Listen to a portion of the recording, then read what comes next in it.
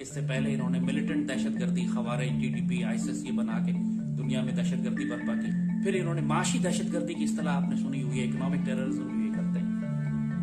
ये अब इन्होंने पहली दफा मेडिकल टेररिज्म लॉन्च किया। इसके अंदर बुनियादी एलिमेंट डॉक्टर्स का होगा।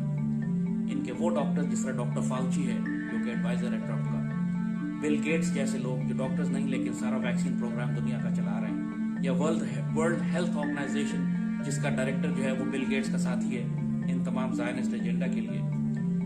इन्होंने बुनियादी तौर पर एक ग्लोबल रीसेट, एक इस्तेलाह है जो ये अब दुनिया का हर लीडर इस्तेमाल कर रहा है और जिसको जाहिर है एक आम दुनिया की आबादी के लोग नहीं समझते कि इसका मतलब क्या है। इसका मतलब है कि दुनिया को रीसेट करना है हमने। दुनिया आउट ऑफ बैलेंस हो गई है, आबादी बहुत ज्यादा बढ़ गई है और लोगों को अब तादाद कम करने की जरूरत है। इनके एक्चुअल प्लान्स ये हैं। वर्ल्ड इकोनॉमिक फोरम जो खुल के कह रहा है कि हम कोरोना को इस्तेमाल करते हुए दुनिया की आबादी कम करेंगे। अगले चंद सालों में आप कोई प्राइवेट प्रॉपर्टी ओन नहीं कर सकेंगे, यानी टोटल कम्युनिज्म होगा दुनिया में। अरबों इंसान दुनिया में महाजिर होंगे, यानी मुल्कों को तबाह करेंगे, जंगें होंगी, माइग्रेशन है, फैमिन है, कहत नाजिल होगा।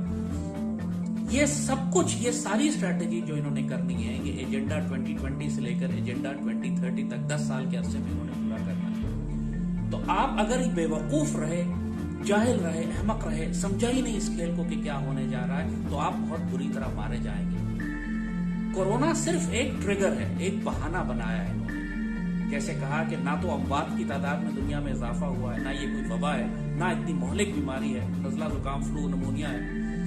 सिर्फ इसको बुनियाद बनाकर इन्होंने शुरू आपको मास्क से करवाया, उसके बाद ये क्वारंटीन पे ले गए, लॉकडाउन किया, पूरी दुनिया की मईशत तबाह कर दी।